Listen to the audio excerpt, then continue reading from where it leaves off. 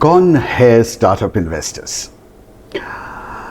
बड़े पैसे वाले होते हैं, थोड़ा सा घमंडी, और समझते हैं मैं सब कुछ जानता हूँ। अच्छा, और अपना टेलीफोन नंबर कभी नहीं देते, मोबाइल नंबर्स खास तौर पे। फाउंडर्स को कहते हैं कि मुझे मेल करो, और मुझे भी ऐसे कहते हैं, कुछ सुप्रीम कोर्ट का लॉयर जैसे। Who is a startup investor? A super intelligent mind who knows business better than businessmen, or they're just one among us, fallible human beings. Varun, कौन हो आप? इंसान हूँ सर, आपके साथ बैठा हूँ, कॉफ़ी पियेंगे अभी तो आपको पता चल जाएगा कि हम क्या हैं। बट ये मैं ज़रूर कह दूंगा, इनमें से कुछ कुछ हमें बनना पड़ता है और कुछ हमें लोग बना देते हैं, बट ऐसे हम हैं नहीं। और क्या बनना पड़ता है? ये जो आपने कहा कि कुछ कुछ हमें बनना पड़ता है, मतलब वो कोट कौन सा है, जैकेट कौन सा है? जैकेट वाला जैकेट अगर मैं नहीं पहन के आता तो शायद कई लोग रिस्पेक्ट नहीं देते, वो एक साइकोलॉजिकल फिगर आ जाती है। बट मेरा नंबर मैं लोगों को देता हूँ। आपकी टीम ने जब अप्रोच किया था तो मैंने उनसे व्हाट्सएप पे ही बात की थी, तो बस वो सामने वाले को देख के हमें नंबर देना पड़ता है। नंबर फ्रीली अवेलेबल है, हम लोग को इतने बड़े सेलिब्रिटीज़ नहीं है, और आपसे एक फाउंडर से हम कम जानते हैं, बट हाँ हमने गलतियाँ ज़्यादा देखी हैं, इसलिए हम ये कह सकते हैं कि हम चीज़ों में इन्वेस्ट करते हैं। Invested in 17 startups. Brave man. Left TCS to become an investor.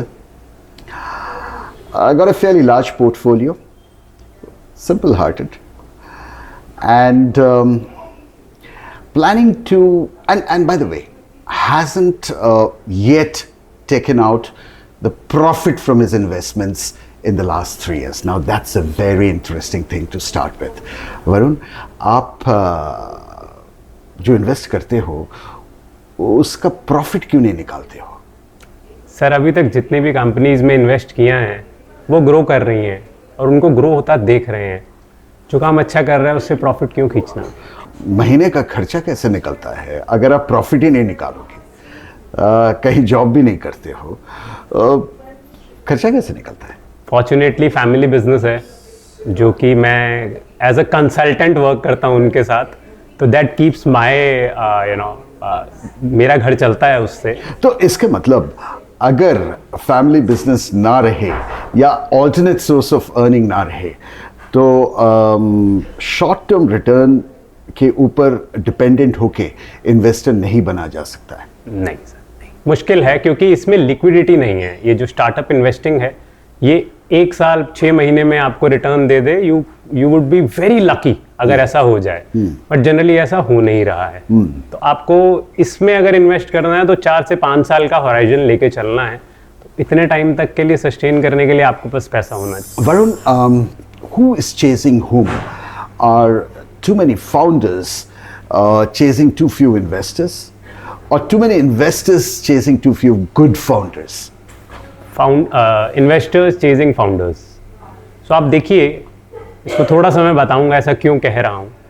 जो इन्वेस्टर है उसका तो काम है इन्वेस्ट करना, जो फाउंडर है उसका काम है बिजनेस को बिल्ड करना। उसके भी तरीके हैं, वो बूटस्ट्रैप भी कर सकता है और पैसा ले भी सकता है इन्वेस्टर्स से। और जो थोड़े बहुत हैंडफुल ऑफ अच्छे कंपनीज है ना, सारे उसी के पीछे हैं।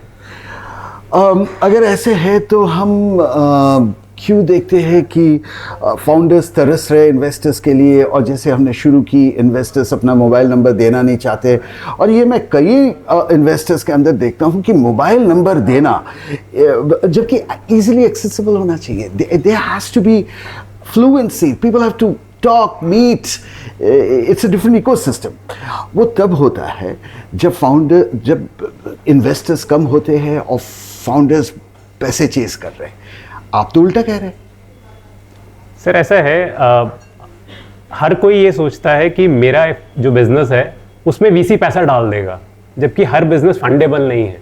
अब आज अगर मैं एक छोटा सा कोई भी बिजनेस खोल लेता हूँ, एक रिटेल शॉप भी खोलता हूँ, क्योंकि मैंने इतना ग्लोरीफाइड चीज़ें सुन ली हैं कि बॉस उन्होंने 100 करोड़ रुपए रेस किए और ये सब कुछ किया, तो मुझे लगता है मुझे भी पैसा मिलना चाहिए। हर बिजनेस फंडेबल नहीं है। इसी वजह से आप जो सुनते हैं जिन लोगों से, उनको पैसा नहीं मिल सकता, इसलिए वो अप्रोचेबल इतने नहीं हैं। So the reality is there are very few worthwhile businesses around to put money. Worthwhile businesses run by good founders. And what is a good founder? Who is a good founder? Is it subjective?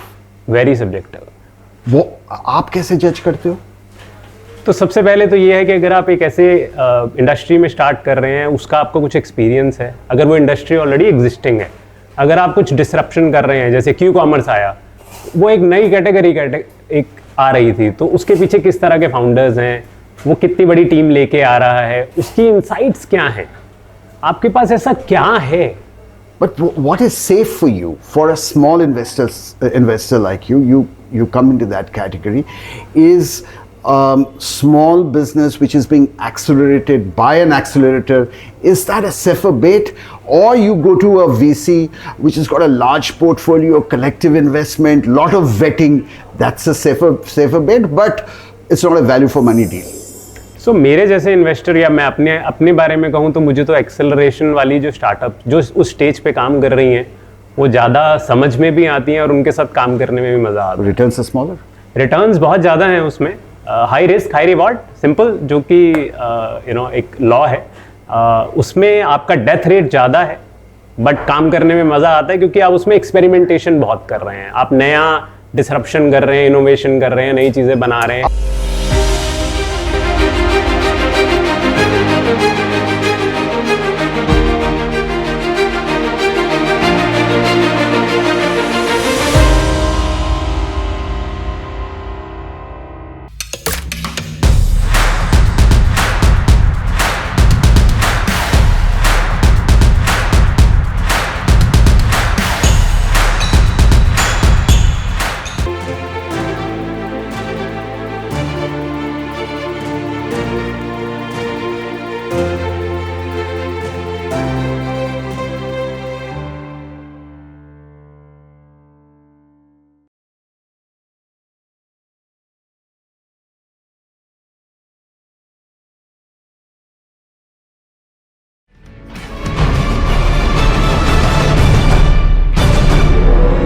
आप क्या करते हो? पैसा डाल दिया, फिर पूरा दिन खाली। So when you say that काम करने का मौका मिलता है, individually an investor like you is not working with the founders on a day-to-day basis. Day to day नहीं, बट हाँ, अपने आप को अपडेटेड रखना पड़ता है। हमें सब कुछ नहीं पता, तो हमें वो पता करना पड़ता है सो दैट हम नेक्स्ट जो अपनी बैट ले सके। खाली बैठना तो वैसे भी सर किसी के बस की बात नहीं है, अगर मिल भी जाएगा तो भी नहीं बैठेगा वो, और मैं तो बिल्कुल नहीं बैठता। I keep myself updated, listening to podcast and all. और उसके अलावा हमारे फाउंडर्स को, कुछ फाउंडर्स होते हैं जो आपसे हेल्प मांगेंगे, कुछ ऐसे हैं जो कि हेल्प नहीं मांग रहे बट उन्हें हेल्प चाहिए, तो वो आपको समझना है कि अब इसको हेल्प चाहिए, मैं इसको क्या हेल्प दे सकता हूँ। So as a investor this is like a marriage with our founder. हमें समझना पड़ेगा कुछ कहीं बातें, कुछ अनकहीं बातें।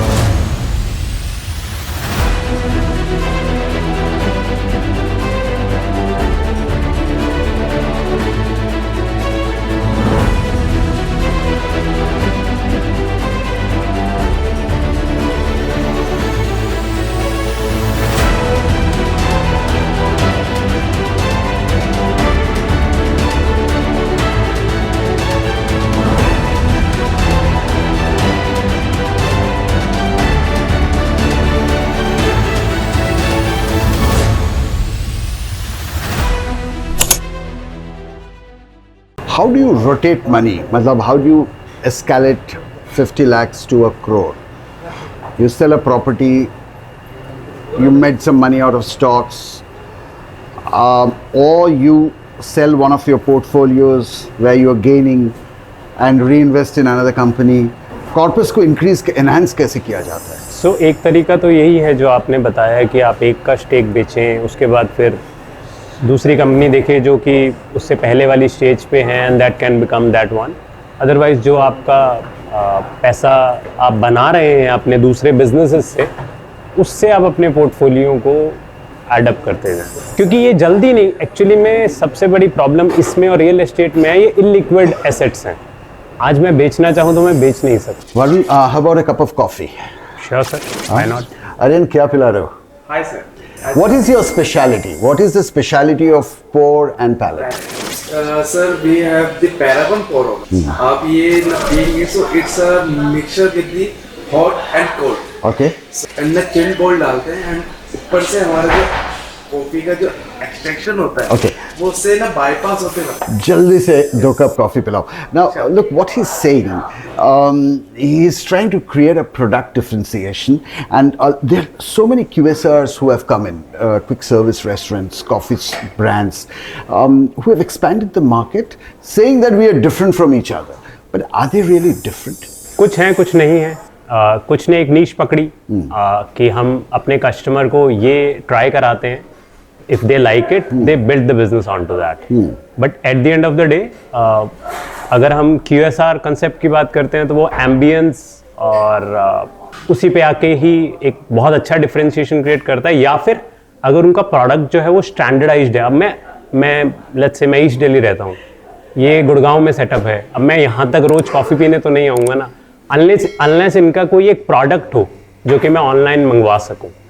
तो मेरे लिए ये एक कनेक्टेड बिजनेस है. नहीं But Varun, tell me, how is a Blue Tokai different from Pour and Palette, and how is this different from a Cafe Coffee Day? Any of them can really pick up each other's menu and ape them. No big deal. Right. Again peers को जो अच्छा लगता है, so at the end of the day इन सारे concepts में हम एक इकट्ठा होने का एक जरिया ढूंढते हैं कि कहाँ हम इकट्ठे बैठ के we can enjoy But coffee. from we an can investor's point of view, thank you so much. From an investor's point of view, the idea is to invest in companies which are path breakers. Are you going around and investing in any restaurant? No. No thank Are you going around and investing in any bicycle company, any motorcycle company, unless there is some value add to the industry? सो मैं यहाँ बताता हूँ, हमने अभी recently एक coffee company में invest किया अच्छा. है. So they set up energy efficient kiosk in coworking spaces. Okay, so how is that? Again Sugar free. I'm not a coffee lover. I'm not a coffee lover. Still, I invested in that company because team बड़ी strong. उनका vision clear है sir.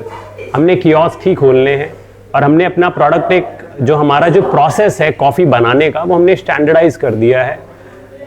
And क्योंकि coworking spaces में corporates में है तो आप समझ सकते हैं रेंटल्स और बाकी के जो ओवरहेड्स हैं वो बहुत कम हैं, and they are doing good job. Varun, who gives you the idea where to invest? Who vets your investment in terms of understanding the management expertise of the founders? A lot of these founders are youngsters, with no credible management background. And running a company is all about recruitment, management, policy creation, executing those policies, maintaining turnaround time for execution. It's a very complicated process which takes about 20 years of experience. But जो इतना सारे experience लेके आते हैं वो founder नहीं बनते हैं क्योंकि he gets into a status quo in life. Founders वो बनते हैं जो यंगस्टर्स है मगर एक्सपीरियंस कम है. आपको कौन समझाता है कि किस तरह से कंपनी को चुनना है या फाउंडर्स को चुनना है? फॉर्चुनेटली सर हमारे भी मेंटोर्स हैं. सुनने में थोड़ा अजीब लगता है कि इन्वेस्टर्स के भी मेंटोर्स होते हैं, बट हाँ हमारे भी मेंटोर्स हैं जो कि हमें काफ़ी गाइड करते हैं. एंड उसके अलावा मैं 2-3 सिंडिकेट्स का पार्ट हूँ जहाँ पे कि हम लोग कलेक्टिवली एक डील को इवैल्यूएट करते हैं, जज करते हैं, तो वहां से हमें पता चलता है कि ये, सो लेट्स से मैंने एक इंडस्ट्री में, जैसे मैं कॉफी लवर नहीं हूं तो मेरा उतना इन डेप्थ डील नहीं हो, मतलब मेरे को इतने इनसाइट्स नहीं पता होंगे जो कि एक कॉफी स्पेसिफिक कंज्यूमर या जो इस इंडस्ट्री से आ रहा है, तो वहां पे कलेक्टिव विजडम हमें बहुत फायदा दे जाता है। हम 20-25 इन्वेस्टर्स मिलके जब एक डील में इन्वेस्ट कर रहे हैं, उसमें से 2 या 4 लोग ऐसे हैं जो So कि you're a इस space- safe investor. You're a small investor and you're a safe investor. I would believe the real fun of investing is when you prop up a company through a direct investment. When you're part of a collective investment, you're one among many. Sir मैं उतना बड़ा ticket size नहीं काटता check का, तो मेरे direct investment करने के बावजूद भी उस कंपनी को इतना बेनिफिट नहीं होना पड़ेगा क्योंकि छोटा अमाउंट छोटा है, तो मेरे छोटे अमाउंट के बाद भी उसे 20 या 25 और इन्वेस्टर्स लाने ही पड़ेंगे। और जब बड़ा इन्वेस्टर बन जाओगे, मोबाइल नंबर तब दोगे? सर आज भी है, तब भी रहेगा। You can definitely mark my words, provided approach करने का तरीका ठीक हो। रात के 12 बजे मुझे अगर कोई फोन या आया, ये हुआ है, रात के 11 बजे मुझे एक बार एक फाउंडर का कॉल आया कि सर मैंने कल आपको डेक भेजा था, आपने अभी तक जवाब नहीं दिया। और मुझे लगा कि यार मेरे से गलती हो गई बॉस। और अगर मैं कहूं कि इस पैशन को अप्रिशिएट करना चाहिए? पैशन बहुत अच्छा है सर, तरीका अच्छा नहीं है। क्योंकि हुआ क्या था, मैंने उस फाउंडर को 4 सवाल पूछे थे उस मेल पे ही, उसने 2 के जवाब दिए, 2 के नहीं दिए। तो मेरे लिए वो रादर देन पैशन एंथुसियाज्म ज़्यादा है, अंडर प्रिपेयरनेस है और थोड़ा सा एक्साइटमेंट है। तो क्या हुआ, आप नाराज होकर जवाब दिए, फोन रख दिए, क्या किया? नहीं सर, अगले दिन उसको मैसेज पे बताया और आज भी हम बात करते हैं and fortunately he understood what I meant, why I meant and मैंने ऐसा क्यों कहा। So there's this new fad of going to startup contests on TV. अब वो जीते ना जीते, लोग उस स्टार्टअप कंटेस्ट का लोगो डाल के कहते हैं कि मैं उसमें पार्टिसिपेट किया हुआ ब्रांड हूँ, right? Is this a bubble? Can you really create a company, or should the equation between a founder and an investor, can it happen through an artificial television startup contest? ये कभी हो सकता है? हो रहा है sir, कुछ अच्छा कुछ बुरा। डेफिनेटली जो टीवी पे दिखाया जाता है उसमें थोड़ा सा मसाला, थोड़ा सा ड्रामा डाला जाता है। इवेंचुअली उसमें से कई डील्स नहीं होती हैं, बट हाँ जितनी भी कस्टमर स्पेसिफिक डील्स होती हैं, कंज्यूमर प्रोडक्ट्स की होती हैं, तो उनको फुटेज मिल जाता है, उनको मार्केटिंग का एक प्लेटफॉर्म मिल जाता है। And if you can see, उनमें से कई का जो बिफोर द शो जो सेल्स नंबर है और जो आफ्टर द शो का जो सेल्स नंबर है, उसमें एक अच्छा जंप मिलता है। तो कई तो उसमें सिर्फ मार्केटिंग के लिए जाते हैं कि मुझे एक प्लेटफॉर्म मिल गया, और कुछ सीरियस होते हैं जिनको कि इवेंचुअली फंडिंग मिलती है after a proper due diligence, but इतना भी सिंपल नहीं है जो जितना दिखाया जाता है obviously.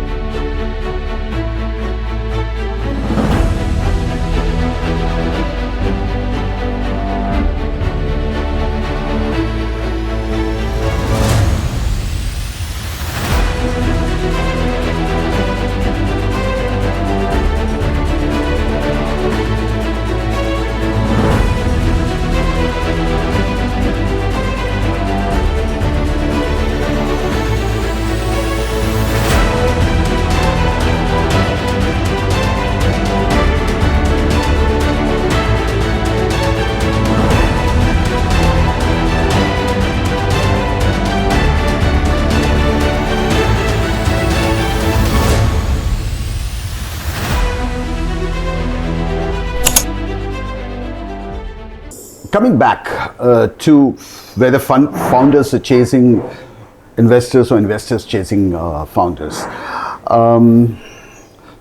For small investors like you, what do you think is a better option?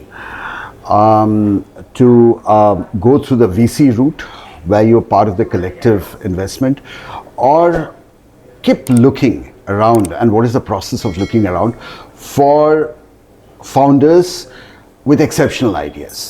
So sir investment तो चाहे आप डायरेक्ट कर रहे हैं चाहे सिंडिकेट के थ्रू कर रहे हैं, I think keep looking around is definitely a good thing, because एक तो आपको सीखने को मिलता है, दूसरा हो सकता है आप वो देख पा रहे हैं जो दूसरे इन्वेस्टर्स नहीं देख पा रहे, and then you can take them to that syndicate.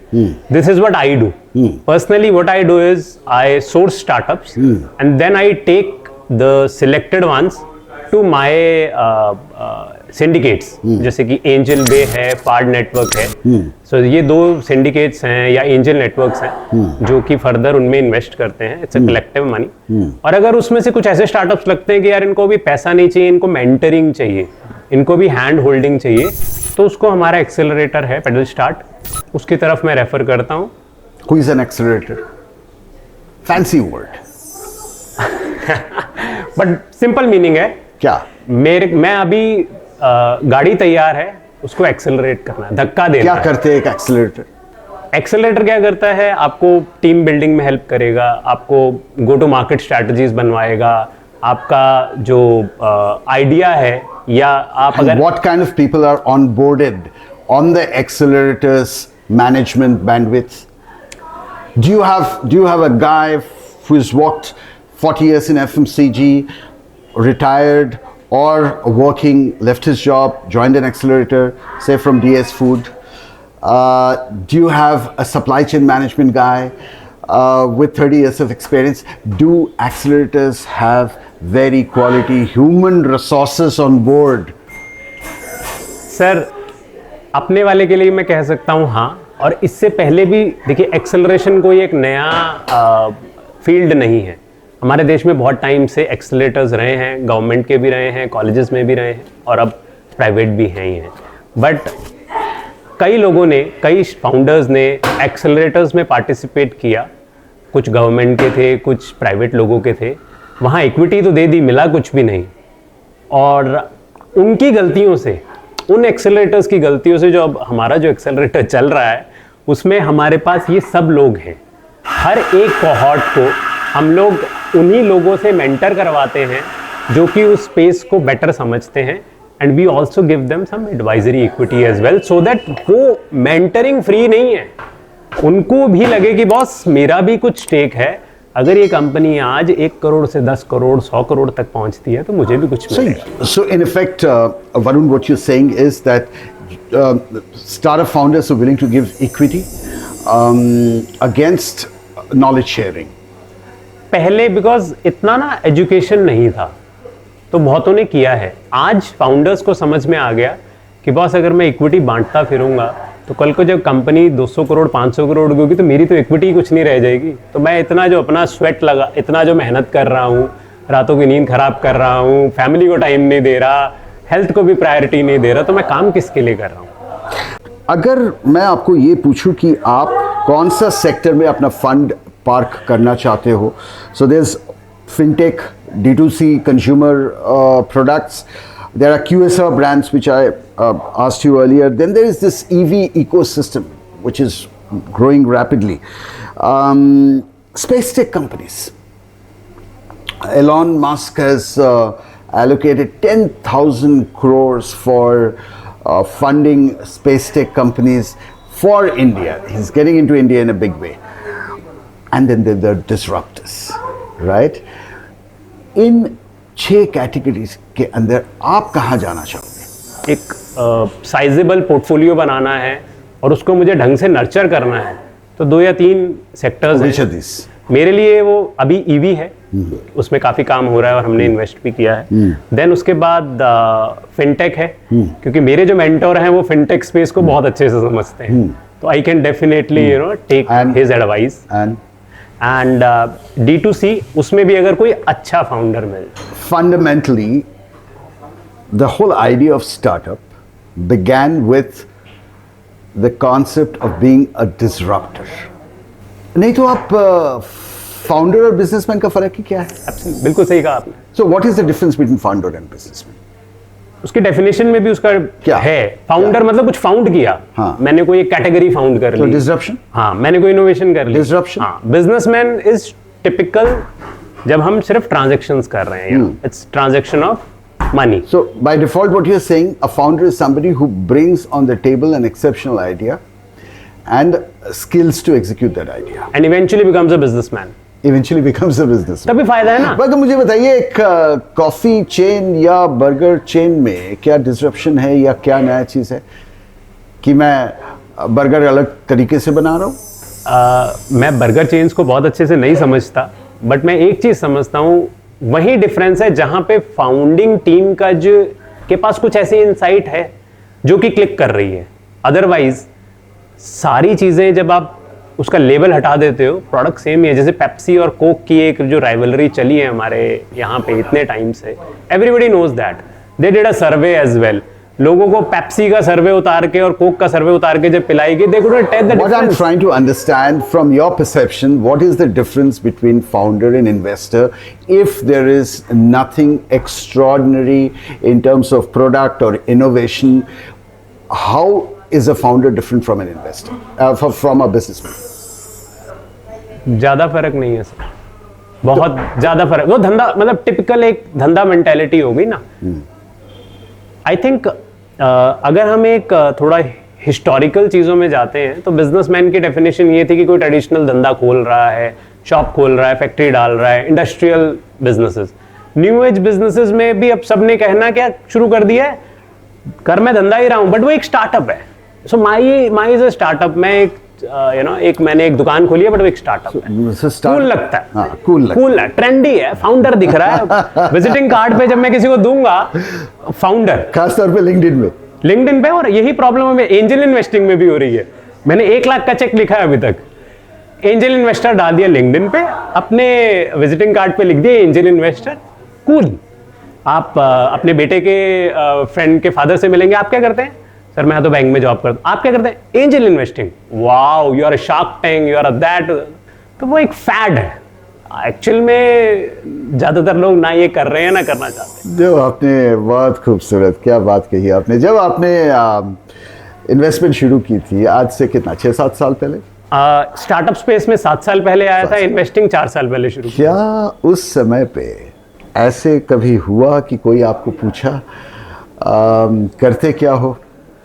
अच्छा, जब कोई पूछता है करते क्या हो, when you take the name of a brand that I'm so and so in that brand, there is instant recognition. आप जब कहते हो कि मैं बिजनेस करता हूँ, there is sense of respect. जब आप बोलते हो मैं इन्वेस्टर हूँ, क्या उस समय पे या अभी भी लोग समझते हैं कि इन्वेस्टर कौन है? आपके साथ कुछ ऐसे हादसा हुई थी फैमिली गेट टुगेदर में? बहुत सारी हुई हैं, और अभी एक तो रिसेंटली हुआ.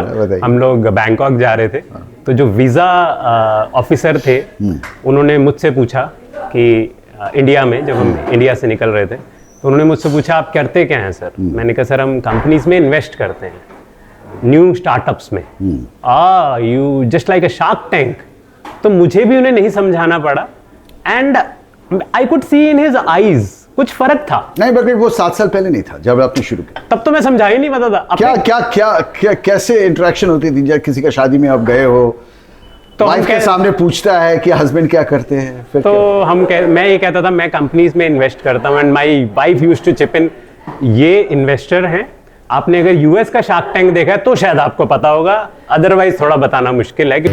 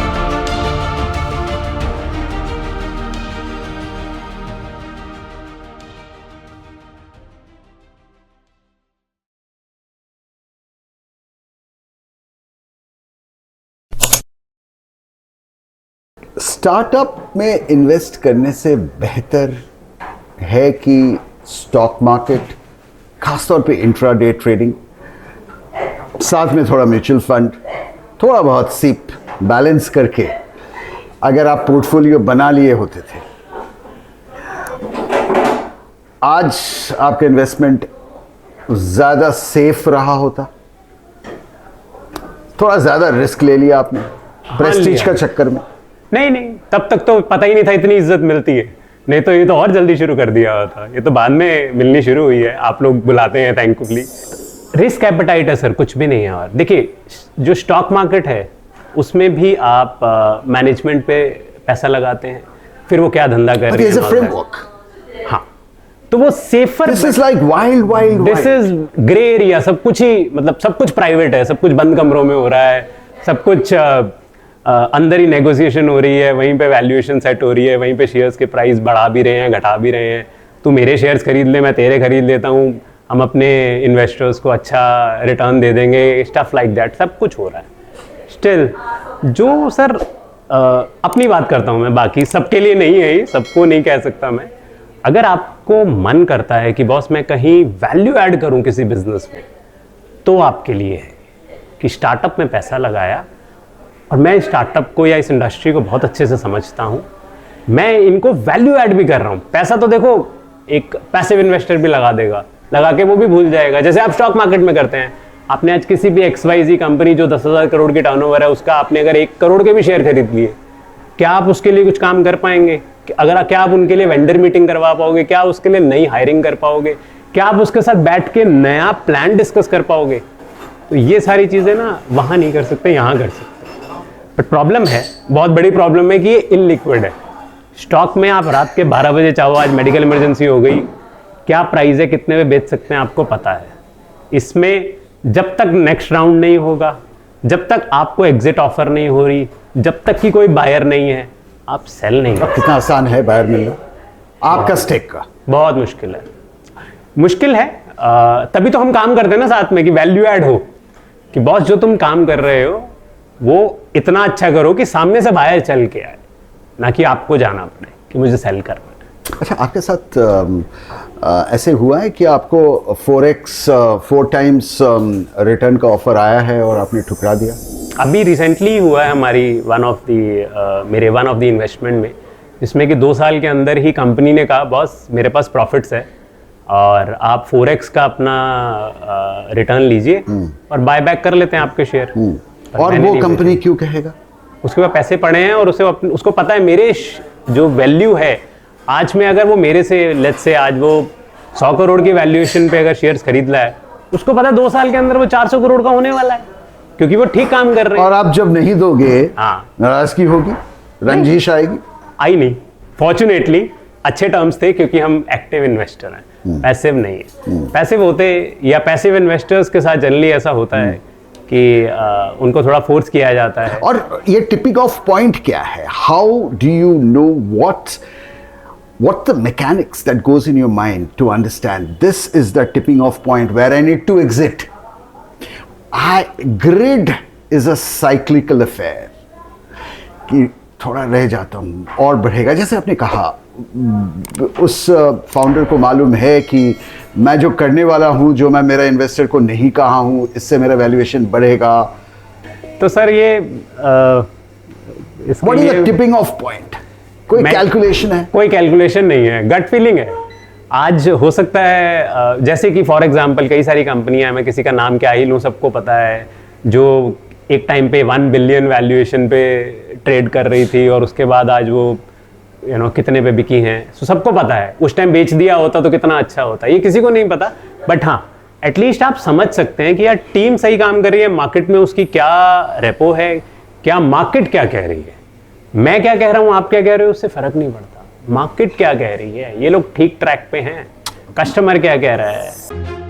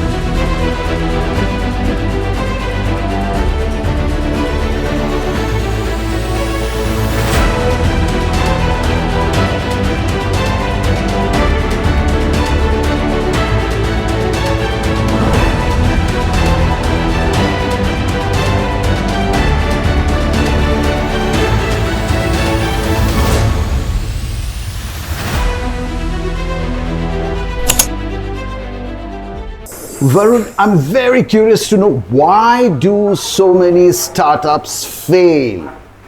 We only celebrate success stories. Large majority of them go out of business, burn investors' cash. क्या आपने कोई एनालिसिस की? सो द मेन रीज़न जो मुझे ऐसा लगता है, पहला तो ये है कि जब वो अपने कस्टमर से दूर हैं, उन्हें पता नहीं कि कस्टमर को क्या चाहिए और वो बस पंप इन किए जा रहे हैं। Second reason. दूसरा ये है पैसों का सही यूटिलाइजेशन ना करना, which can be in terms of either using it at the wrong place या ज़्यादा यूज़ करना। थर्ड टीम के बीच के जो कॉम्प्लीमेंट्री स्किल्स जो होने चाहिए, या जो टीम का एक विजन पे काम ना करना। And what if I add a fourth reason? Founders' overconfidence that I know all. This is my baby. You can't teach me what I have to do. तो ये And it's a wall that gets created. Absolutely And once investors have put in money in that venture, it's very difficult for investors to keep arguing with the founders. ये हमने देखा है ना sir, Is this the most important reason? बहुत बड़ा reason है। तो जब हम टीम की बात करते हैं तो टीम की ये स्किल्स में सब कुछ आता है। एंड हमने ये बहुत देखा है कि जब हम ये कहते हैं कि मेरा जो सॉल्यूशन है वो बढ़िया है, प्रॉब्लम तो साइड हो गई। हम कहते हैं प्रॉब्लम पे फोकस करो, वो कहते हैं नहीं सर सॉल्यूशन मेरे पास है, इसको बेचने चलते हैं। अब वहाँ पे Is this also the Indian attitude where every businessman wants to hear success stories from mentors, wants to hear success stories from the investors? They don't want to hear failure stories. हमारा sir, ये आपने सही कहा, ये हमारी कुछ mentality ही ऐसी है। हमारे यहाँ फेलियर को ना अभी भी उतना सेलिब्रेट नहीं किया जाता है, जो कि Exactly. वेस्टर्न मीडिया, वेस्टर्न जगहों पे किया जाता है। थोड़ा बहुत अब लोग ओपन अप हुए हैं, बट क्योंकि हम लोग ना, हमारा दाग अच्छे है। बैकग्राउंड ही ऐसा है, हम लोग स्टारवेशन से, पावर्टी से, बड़ी मुश्किल से इंडिपेंडेंस लेके आए हैं। तो हमारे लिए ना हर छोटी छोटी जीत मैटर करती है, चाहे वो क्लास 1 में टॉप करना या गोल्ड मेडल लाना, या फिर अपना ही केस बताता तो मैं गोल्ड मेडलिस्ट हूँ, तो मेरे लिए इतना बहुत था उस टाइम पे। और जब मैं कॉलेज से निकला तो पता चला भैया मेडल ही मेडल है सिर्फ मेरे पास, मेरे को स्किल्स तो है ही नहीं जो मुझे कंपनीज में क्या चीज़ चाहिए, क्या इंडस्ट्रियल अवेयरनेस है, वो था ही नहीं। Varun, another round of coffee. Sure sir, why not. Aryan, कौन सा नया फ्लेवर, एक तो आपने पिलाया बहुत अच्छा था, और कौन सा नया फ्लेवर है? Sir, I would like to taste the Vietnamese, the authentic. अब ये ऐसे तो नहीं है कि नाम अपने खूबसूरत रख लिए वियतनामीज ये वो, बट है वो जनरल कॉफी। No, sir. फर्क क्या है? फर्क सर, it's like जमीन आसमान का फर्क है। चलो पिलाओ जल्दी से। पिलाओ सर, पिलाओ। वरुण, एक चीज बताओ, मैं बहुत क्यूरियस हूँ, सच बताओगे, फाउंडर्स का सैलरी कौन फिक्स करता है? वो खुद करता है या क्या सिस्टम है? करता वो खुद है सर, उसको वैलिडेट हम करते हैं कि बस। तो अगर मैं कहूँ मेरा सैलरी 10 लाख होना चाहिए। हाँ, True, sir. Thank you so much. Here's the Vietnamese. Thank you. Sir, Vietnamese. Thank you so much. तो सर उसका घर भी तो चलना चाहिए ना, अगर घर नहीं चलेगा तो वो परेशान रहेगा तो काम ढंग से नहीं करेगा। एक reasonable amount of salary is good enough होनी चाहिए, और हमारे सारे फाउंडर्स लेते हैं। So what is the difference between a founder and a businessman? Let's come back to that question. हाँ, पैसा मैं नहीं डालूंगा बिजनेस में, सैलरी मैं लूंगा, तो मैं बिजनेसमैन कैसे हुआ? मैं एक ग्लोरीफाइड एम्प्लॉई हो गया, जहां मैं फाउंडर का टैग तो लग गया मगर कर रहा हूं मैं जॉब। हमारे पास आने से पहले सर उसने कुछ काम किया है जिसमें कि उसने बिना सैलरी के काम किया है। पहली बात तो ऐसा नहीं है कि वो पैसा नहीं लगा रहा, पैसा लगा रहा है। हाँ, हमारे लगाने के बाद अब उसको भी थोड़ा सा ये चाहिए कि बॉस मेरा घर चलता रहे, वो मैं बता चुका हूँ ऑलरेडी, उसको रिपीट नहीं करूंगा। अब बात करते हैं, क्योंकि क्या है ये ना कंफ्यूजन है कि यार बिजनेसमैन है या फाउंडर है ना? कंफ्यूजन है और रहेगा, क्योंकि बहुत थिन लाइन है। क्योंकि फाउंडर भी बिजनेसमैन इवेंचुअली बनना चाहता है, और एक बिजनेसमैन आज जो है वो अपनी टीम में फाउंडर सोच वाले लोगों को चाहता है, क्योंकि वो एक नई सोच है। मगर वरुण, मैं तो समझता हूँ कि बिजनेस में हो तो सबसे पहले अपना पैसा डालना होगा और उसको जलाना होगा। अगर if I do not burn my own money, I do not know the pain of earning. It's very easy. I've got an idea. I've got the skill set. Somebody finances it. अगर जीत हुई तो मेरा gain, हार हुई तो investors का loss. बात आपकी सही है सर। अब हमारे पास कई ऐसे स्टार्टअप्स आते हैं जिन्होंने अभी तक जो अभी जॉब कर रहे हैं और साइड बाय साइड उस स्टार्टअप को चला रहे हैं और उसको एक लेवल पे ले आए हैं, या फिर कई ऐसे हैं जिन्होंने 1-2 करोड़ की जॉब छोड़ी है और 6 महीने से या 1 साल से काम कर रहे हैं। जो सर 2 करोड़ की जॉब छोड़ के आ रहा है, क्या उसकी अपॉर्चुनिटी कॉस्ट नहीं मानोगे आप? अगर वो जॉब कर रहा होता तो उसका 2 करोड़ का नुकसान नहीं है। सोचना है सर कि वो रिस्क कितना ले रहा है, कि उसने कंफर्ट कितना छोड़ा, अपना स्टेटस कितना छोड़ के आ रहा है, या वो So in order to be an investor, you also have to be a psychologist. बहुत समझना पड़ता है सर, उनके साथ बैठना पड़ता है, मिलना पड़ता है, बार बार जा के, क्योंकि क्या है कि एक जूम कॉल पे या एक मीटिंग में आप फेक कर लोगे, कितनी बार करोगे, कहाँ तक करोगे? और आपके जो क्लाइंट्स हैं या आपके जो वेंडर्स हैं, ये जो आपकी टीम है, वो आपके बारे में कुछ तो बताइए। Does success get into their head? हाँ, कुछ के में है, कुछ के में नहीं है। वन साइज तो नहीं हो सकता कि एक ही, हर तरह के लोग हैं। Have you come across founders who, because of the initial success, which may not steamroll in the future, you know, कुछ लोगों को head start मिल जाती है, but they become so proud, so difficult to deal with, king size ego हो जाती है, investor परेशान है कि यार इनको समझ में नहीं आ रहे बेसिक्स। है हमारे साथ ऐसा, क्योंकि अब इतनी कंपनीज में इन्वेस्ट किया है तो ऐसे सारे एक्सपीरियंसेस होते हैं। बताइए ना कुछ।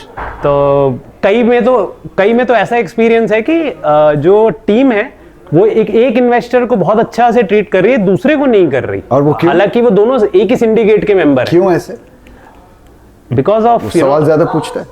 आइडियोलॉजी इशू हो सकता है। आइडियोलॉजी इशू ही है कि मैं कह रहा हूँ यार इस ट्रैक पे चलो, दूसरा कह रहा नहीं इस ट्रैक पे चलो, और वो जो कर रहे हैं वो ठीक कर रहे हैं। And who finally emerges as the boss? Who is the investor the boss or the founder the boss? Sir देखिए, फाइन है तो फाउंडर ही बॉस। अगर मेरे को ही बॉस बनना है तो फिर मेरे को पैसा लगा के काम करवाने, मतलब इन्वेस्ट करके क्या करने की जरूरत? फिर तो मैं टीम हायर करूंगा ना, वो आइडिया को मैं टीम के थ्रू करवाऊंगा, not as a founder investor relationship, जहां पे कि मुझे पता है कि मुझे एग्जिट लेना ही लेना है। So this is like a marriage जिसमें कि डिवोर्स पहले से ही लिख दिया है कि बॉस डिवोर्स तो होना ही होना है। अब वो 2 साल में होगा, 4 साल में होगा, 7 साल में होगा, 10 साल में होगा, या कब होगा, but that's already written. Take it like that. Varun, founders and investors love jargons.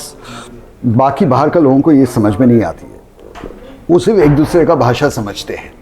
मुझे बहुत आसानी से समझाओ what these jargons mean.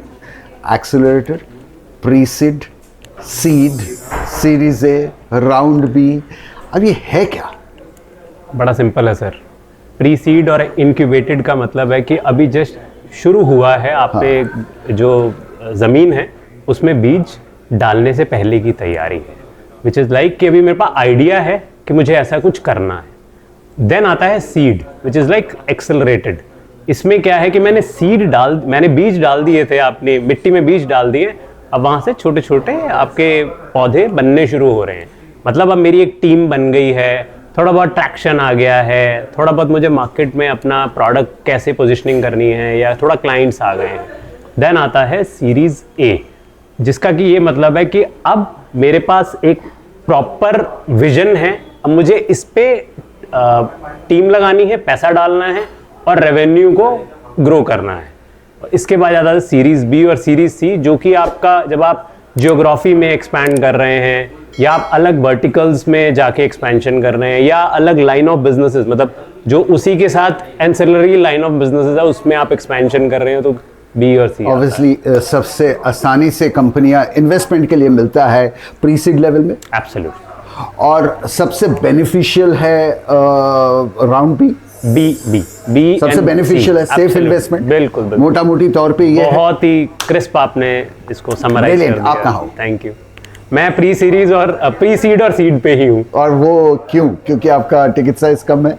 Ticket size कम है जरूरी नहीं है, टिकट साइज से ज्यादा मैंने कहा ना आपको, मुझे काम करना अच्छा लगता है लोगों के साथ। सीरीज ए पे जाने के बाद ना हमारे जैसे फाउंडर्स ज्यादा इन्वेस्टर को भाव नहीं देते, नहीं दे पाएंगे, नहीं दे सकते हो, मजबूरी है उनकी। इन्वेस्टमेंट तो हम कर सकते हैं, सीरीज ए कंपनीज में भी मैंने इन्वेस्ट किया है, क्योंकि सिंडिकेट्स के थ्रू आप कर सकते हो, that's the beauty of syndicates.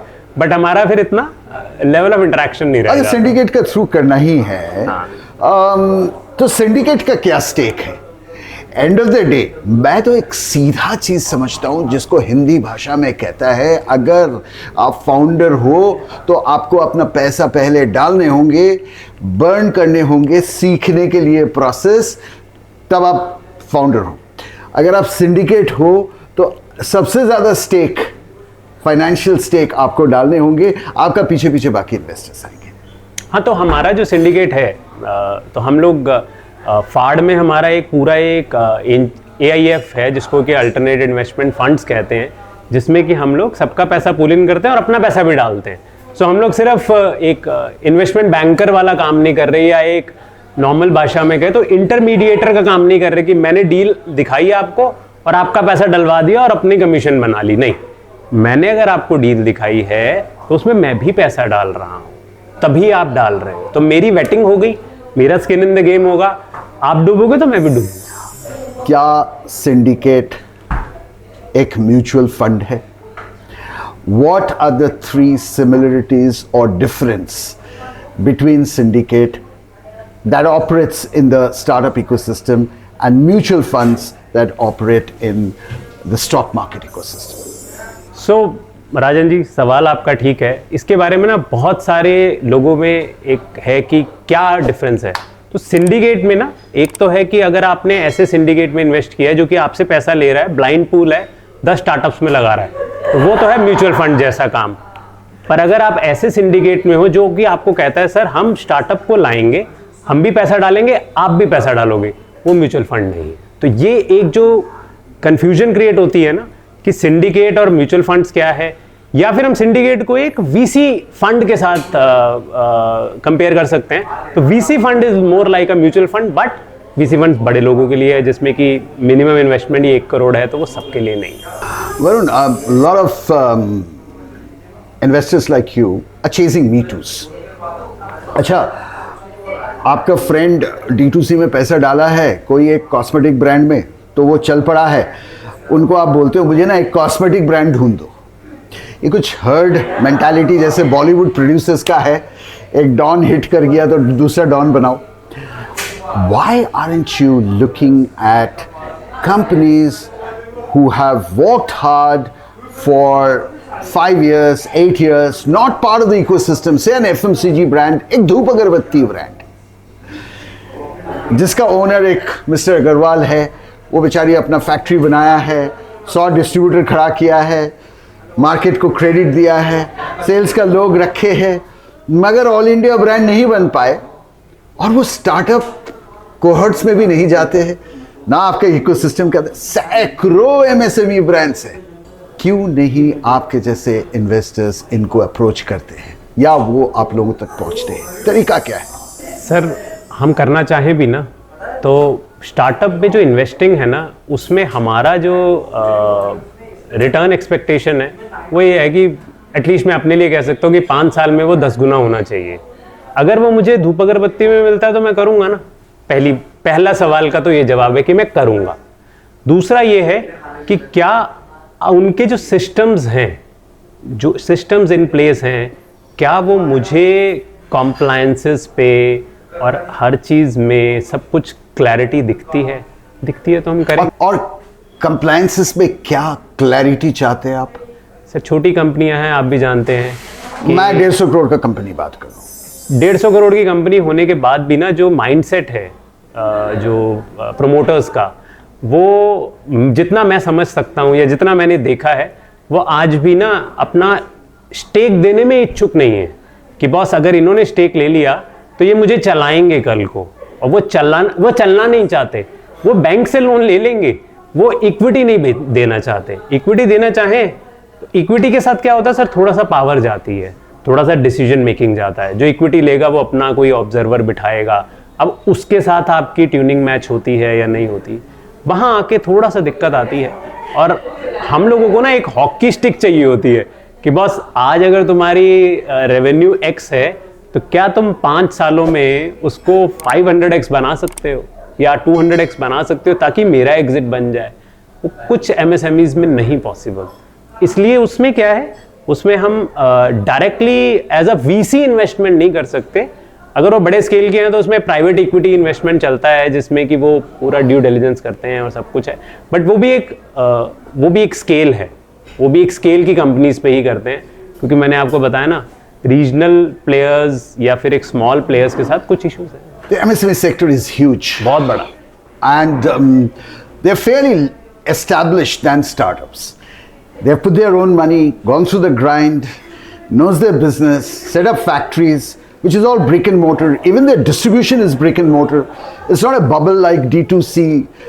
3-4 platform में मैं बेच रहा हूँ और बड़ा ब्रांड बन चुका हूँ। एक डिस्ट्रीब्यूशन खड़ा करना कितना भी छोटा लेवल पे हो बहुत कठिन है। इंटेंजिबल कंपनीज में ना VCs है, ना एंजल इन्वेस्टर्स है, ना VC फर्म्स इनको देख रहे हैं, और अनगिनत कंपनियां इन सेक्टर्स में है।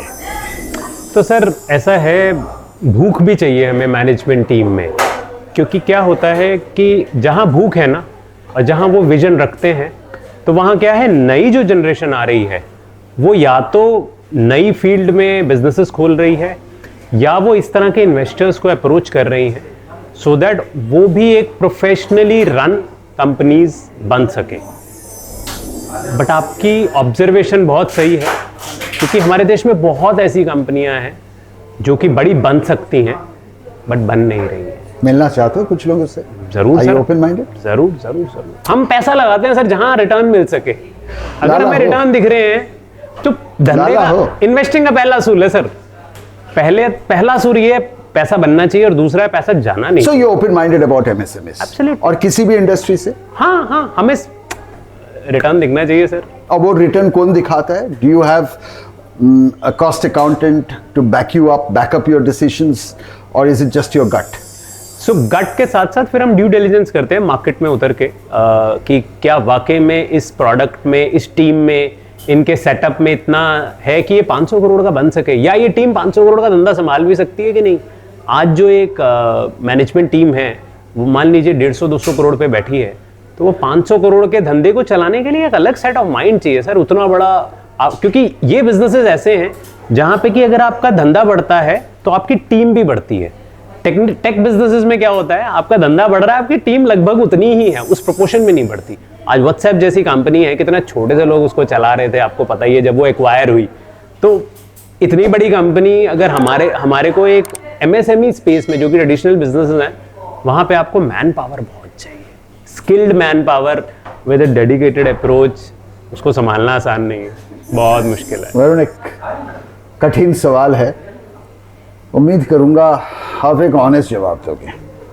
How safe is your investment in any startup if you are no more? How safe is it for your wife who is not a professional investor, who can't negotiate an exit? Your face value doesn't exist anymore, you are no more. Your wife needs to encash. When I say you, for a whole lot of people like you, life में अनहोनी कभी भी हो सकता है. The lady can go to her broker. There's a framework of stock market and get the stocks encashed. Mutual fund घर पे आके redemption मिल जाती है, बैंक का FD भी ऐसे. But आपका ये इन्वेस्टमेंट कितना सेफ है? सर सवाल आपका बहुत गहन है और जवाब इसका ये है कि ये बड़ा ही एक ग्रे एरिया है। शायद मेरे ख्याल जितनी मुझे समझ है कि ये अभी सेफ नहीं है अगर आपके अच्छे रिलेशंस नहीं हैं और आपका जो नॉमिनी है, जो कि मेरी वाइफ है मेरे केस में, अगर उसको समझ नहीं है इस इकोसिस्टम की, तो उसके लिए बड़ा मुश्किल है। इसलिए मैं उनको समझाता हूँ कि देखिए मैंने यहाँ यहाँ इन्वेस्ट किया हुआ है, ये कंपनीज़ हैं, यहाँ ये फंड मैनेजर्स हैं, अगर किसी से बातचीत करनी है फ्यूचर में तो आप इनसे बात कीजिए। मैं उनको लेके भी जाता हूँ ऐसे इवेंट्स में या टीम से मिलवाने के लिए, बट अभी क्रिस्टल क्लियर नहीं है।